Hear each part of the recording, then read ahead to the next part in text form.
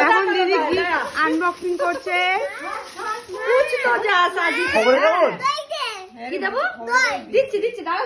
সুন্দর ভাবে খুলবি। হ্যাঁ এই না না আস্তে গুলো আস্তে গুলো। আমি বুঝতে পেরে গেছি। মা সবাই দেখতে থাকো না। লোকটা কোনো কারবারই সব একদম।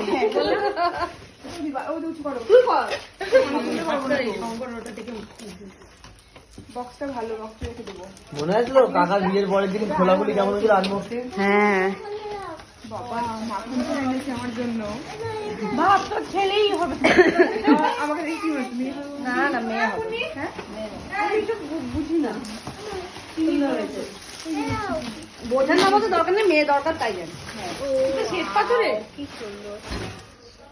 হ্যাপি এই তো শোনা, এটা তুই। হ্যাঁ লাস্টের প্যারিস। ও পোজ দিচ্ছে তোর দিকে তাকিয়ে।